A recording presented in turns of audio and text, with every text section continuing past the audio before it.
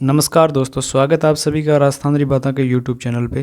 तो दोस्तों, जिला दर्शन की सीरीज हम पढ़ रहे थे, जिसमें हम उदयपुर संभाग के ज़िलों को लेकर चल रहे थे और आज बारी है उदयपुर संभाग के बांसवाड़ा ज़िले की।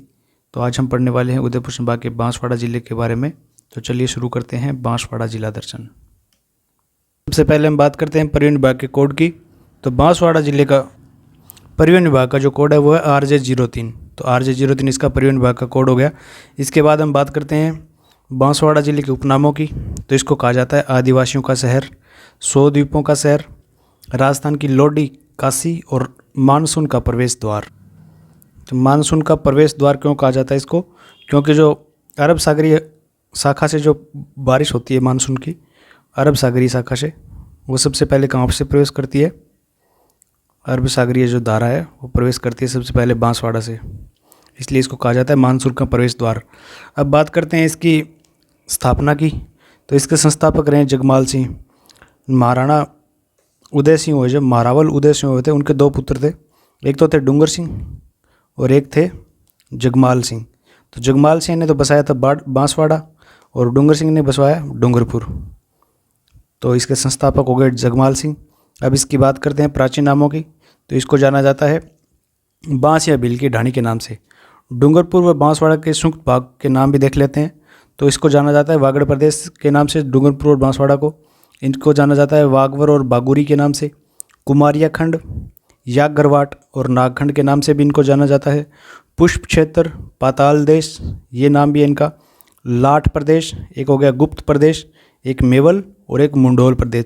तो ये डूंगरपुर और बांसवाड़ा के जो संयुक्त भाग था, प्राचीन काल में इसके नाम थे। ये दोनों प्रदेशों को मिलाकर बागड़ या वागड़ प्रदेश कहते थे इसको। वागवर या बागुरी भी कहते थे, कुमारियाखंड भी कहते थे, यागरवाट कहते थे, नागखंड भी इसको जानते थे, पुष्प क्षेत्र के नाम से जानते थे, एक पाताल देश के नाम से भी जानते थे, लाट प्रदेश, एक गुप्त प्रदेश, एक मेवल, एक मुंडोल प्रदेश। तो ये सारे इन दोनों प्रदेशों के संयुक्त नाम थे।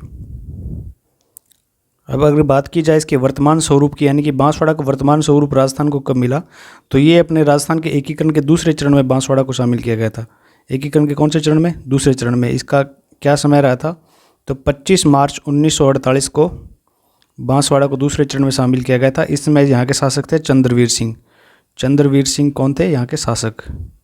तो इनके बारे में एक वो कोट भी काफ़ी बार पूछी जाती है। इन्होंने कहा था कि मैं अपने डेथ वारंट पर साइन कर रहा हूँ, यानी कि संधि के जो पत्र पे इन्होंने साइन किए थे, तो उसमें उन्होंने कहा था कि मैं अपने डेथ वारंट पे साइन कर रहा हूँ। तो ये काफ़ी बार पूछा जाता है चंद्रवीर सिंह के बारे में। एकीकरण के दूसरे चरण में ये बांसवाड़ा शामिल किया गया था, उस समय शासक थे चंद्रवीर सिंह।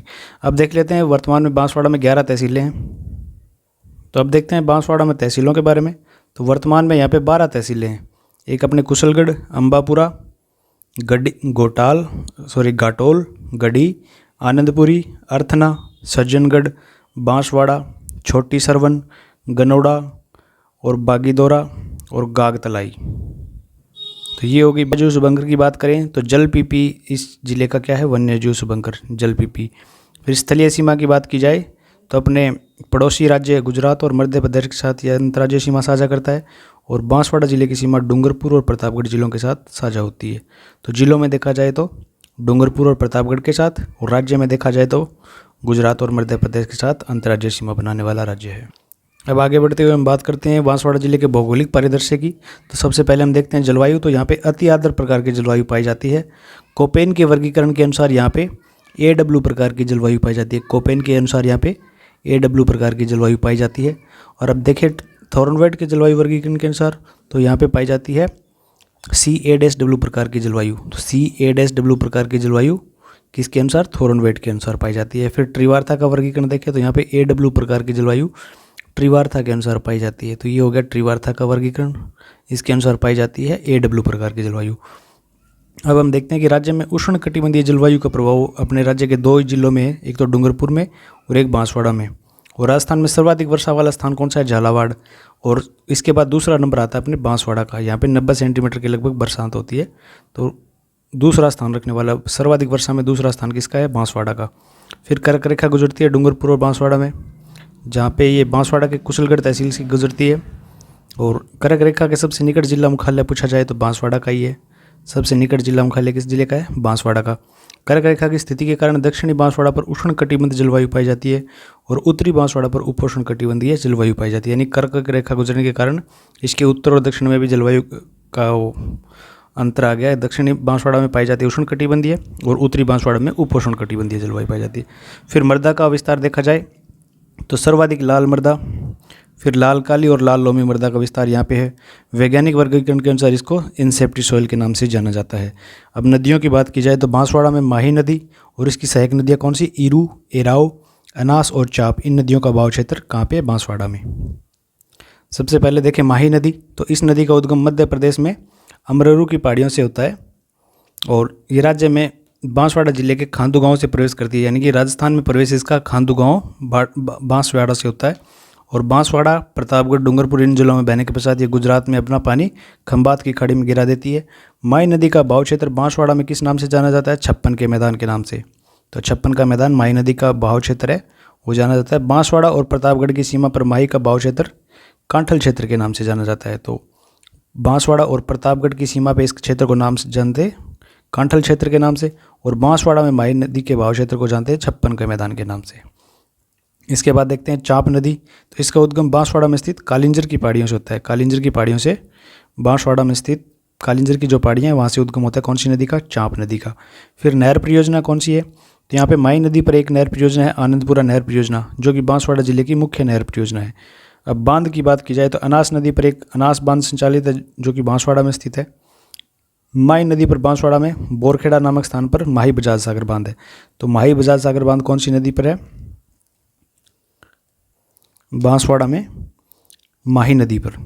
राज्य का सबसे लंबा बांध कौन सा है? माही बजाज सागर बांध। इस बांध के पास कागदी पिकअप बांध भी स्थित है, जिस पर कुल 140 मेगावाट विद्युत का उत्पादन होता है और जिसका 100% लाभ कौन से राज्य को मिलता है? राजस्थान को।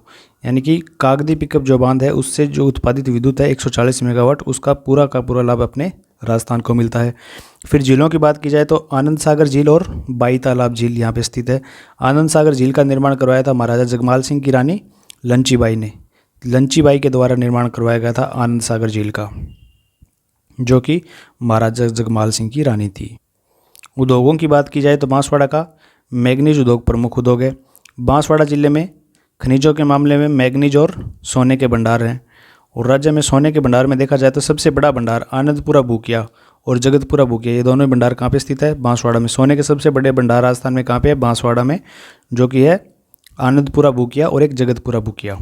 फिर मैग्नीज के प्रमुख भंडारों में लीलावनी, काला खूंटा और तलवाड़ा, ये तीनों मैग्नीज के भंडार के रूप में जाने जाते हैं।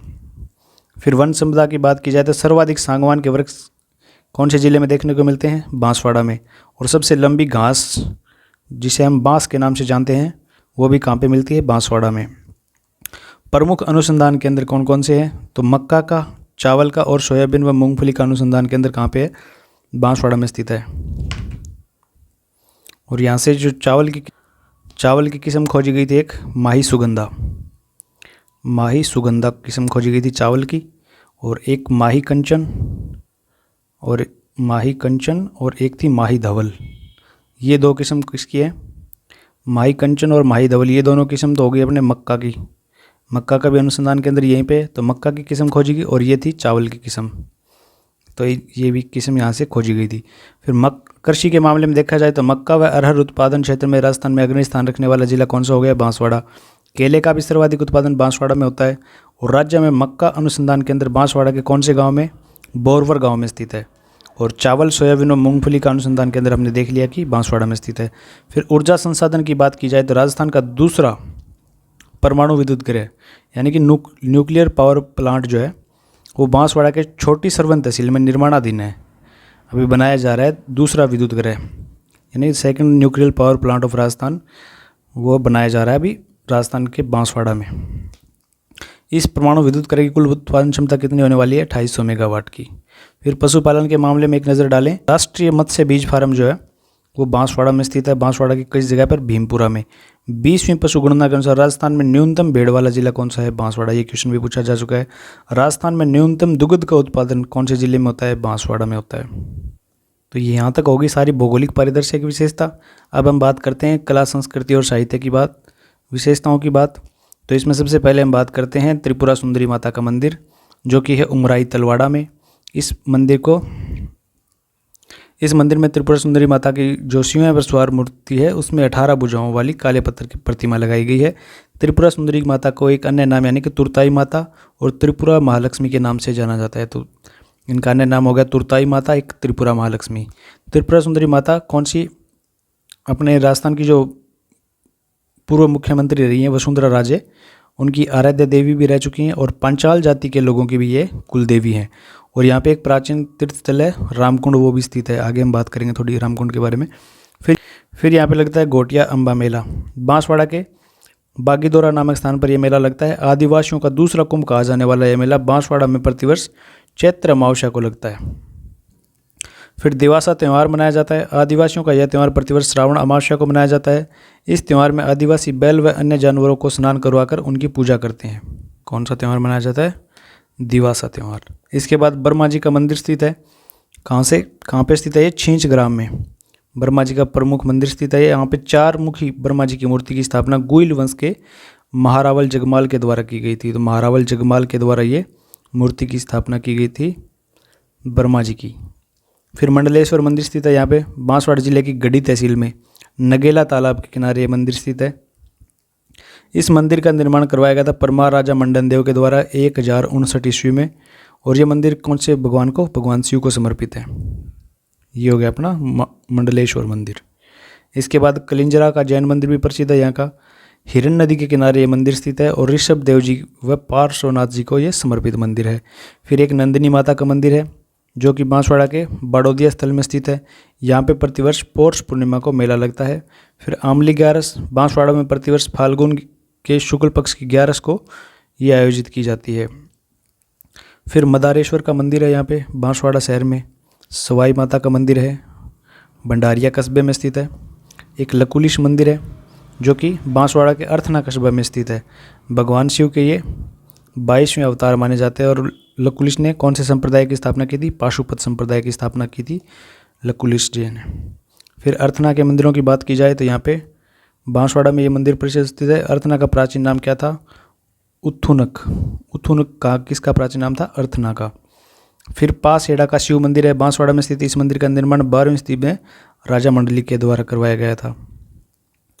फिर रामकुंड की चर्चा हमने पीछे की थी। त्रिपुरा सुंदरी माता मंदिर के पास ये स्थित है और यहाँ से एक सुरंग जाती है त्रिपुरा सुंदरी माता मंदिर तक। कहाँ से? रामकुंड से, तलवाड़ा में स्थित है। फिर संत अब्दुल रसूल की मज़ार भी यहाँ पे स्थित है जो कि बोरा संप्रदाय के संत हैं और इनकी मज़ार बांसवाड़ा में है। अब्दुल्ला पीर का मकबरा बांसवाड़ा में स्थित है। अब्दुल्ला पीर बोहरा संप्रदाय के संत थे। इसके बाद मानगढ़ धाम की बात करते हैं तो 17 नवंबर 1913 को गोविंद गुरु के नेतृत्व में अम्बादरा गांव में मानगढ़ पहाड़ी पर एक सभा का आयोजन किया जा रहा था। इस सभा पर अंग्रेजों द्वारा लाठीचार्ज किया गया और गोलियां चलाई गई जिसमें 1500 लोगों की निर्मम हत्या कर दी गई। और इस घटना को मानगढ़ हत्याकांड का नाम दिया गया। और मानगढ़ हत्याकांड को भारत का दूसरा जलियांवाला बाग हत्याकांड भी कहा गया क्योंकि 1500 लोगों की हत्या की गई यहाँ पे। मानगढ़ में जनजातीय स्वतंत्रता संग्राम संग्रहालय पनोरमा स्थित है और मानगढ़ में प्रतिवर्ष मार्गशीर्ष पूर्णिमा को इस उपलक्ष्य में मेला भी लगता है। फिर 1857 की क्रांति के समय यहाँ के शासक कौन थे? महाराणा लक्ष्मण सिंह। बांसवाड़ा प्रजामंडल की स्थापना भूपेंद्र नाथ त्रिवेदी के द्वारा की गई थी। बांसवाड़ा प्रजामंडल की स्थापना 1943-44 में की गई थी। किसके द्वारा? भूपेंद्र नाथ त्रिवेदी के द्वारा। फिर हरिदेव जोशी का संबंध भी कहाँ से है?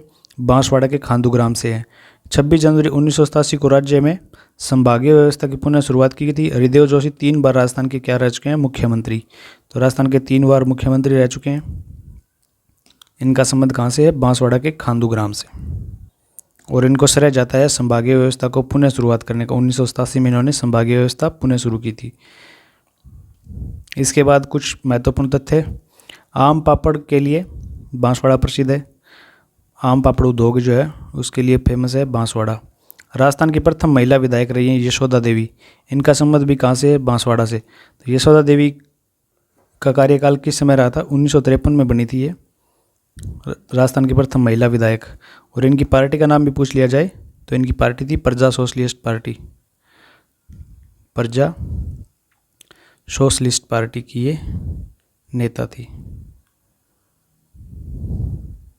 1953 में इनका कार्यकाल यानी प्रथम बार ये 1953 में राजस्थान की प्रथम महिला विधायक बनने वाली है जसोदा देवी। इनका संबंध है बांसवाड़ा से। फिर नौगामा जैन मंदिर बांसवाड़ा में शैव संप्रदाय से संबंधित है। चंदू जी का गढ़ा बांसवाड़ा में तीर कमान के लिए प्रसिद्ध है। तो तीर कमान उद्योग के लिए भी बांसवाड़ा जाना जाता है और चंदू जी का गढ़ा ये तीर कमान के लिए प्रसिद्ध है। राज्य का दूसरा हैंगिंग ब्रिज बांसवाड़ा में माही नदी पर 650 मीटर लंबा गोविंद गुरु सेतु के नाम से निर्माणाधीन है। तो यहाँ पे बनाया जा रहा है हैंगिंग ब्रिज। फिर बांसवाड़ा में चाचाकोटा नाम का टापू कौन सी नदी पर है? माही नदी पर। चाचाकोटा टापू ये भी पूछा जाता है कौन सी नदी पर है? माही नदी पर। कहाँ पे? बांसवाड़ा में। फिर बांसवाड़ा में एक यूनिवर्सिटी है गोविंद गुरु जनजातीय विश्वविद्यालय के नाम से। तो गोविंद गुरु जनजातीय विश्वविद्यालय कहाँ पे है? बांसवाड़ा में। क्यों ये चर्चा में है? क्योंकि यहाँ पे एक इंक्यूबेशन एंड इनोवेशन सेंटर की स्थापना की गई है। इंक्यूबेशन और इनोवेशन यानी कि लोगों को नवाचार के तरीके सिखाने के लिए इस सेंटर की स्थापना की गई है। और एक फैक्ट और है इसका कि संविधान पार्क और संविधान स्तंभ भी यहाँ पे बनाया गया इस यूनिवर्सिटी में। तो एक यहाँ पे बनाया गया संविधान पार्क